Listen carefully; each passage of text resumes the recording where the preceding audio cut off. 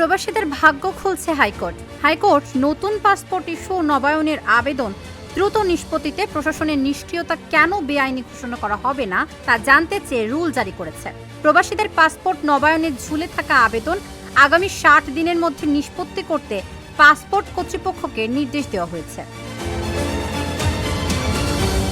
জনস্বার্থে করা রিট আবেদনের প্রাথমিক শুনানি করে বিচারপতি মোহাম্মদ হাবিবুল গনি ও বিচারপতি সৈয়দ মোহাম্মদ তাজরুল হোসেনের হাইকোর্ট বেঞ্চ রোববার অন্তর্বর্তীকালীন এই আদেশ দেয়।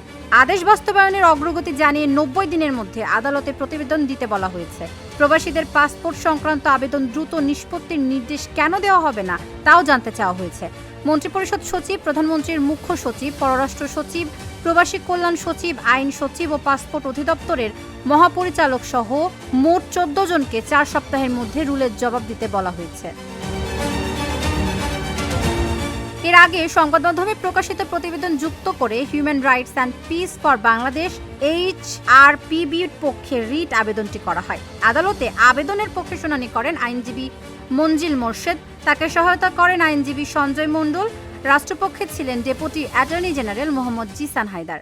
আগামী 60 দিনের মধ্যে যে সমস্ত রিনিউয়াল আবেদন বা নতুন পাসপোর্টের আবেদন প্রবাসীদের পেন্ডিং আছে সেগুলোকে 60 দিনের মধ্যে সরবরাহ করার জন্য নির্দেশনা দিয়েছেন, অর্থাৎ প্রিন্ট করে তাদের সরবরাহ করার জন্য। সপ্তাহে মিডিয়ায় একটা রিপোর্ট প্রকাশিত হয়েছে যে প্রবাসে যারা থাকেন, চাকুরি করেন বা স্থায়ীভাবে থাকেন, তারা যখন পাসপোর্ট রিনিউ অথবা নতুন পাসপোর্টের আবেদন করেন সেই আবেদনগুলো অনেক সময় তাদের পাসপোর্ট এক্সপায়ারি হয়ে যাওয়ার পরেও মাসের পর মাস তারা এটা হাতে পান না, যার ফলে তাদের অনেক সমস্যা হচ্ছে। এবং আমার সংগঠন human rights and peace for Bangladesh আমরা প্রবাসীদের অধিকার নিয়ে কাজ করছি।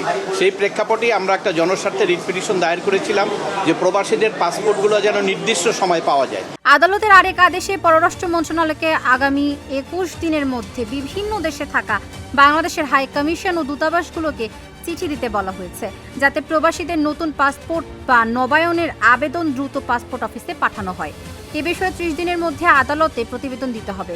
এই রিট শুনানিতে দীর্ঘদিন ধরে প্রবাসীদের পাসপোর্ট জটিলতা সহ নানা হয়রানির বিষয় তুলে ধরা হয়েছে।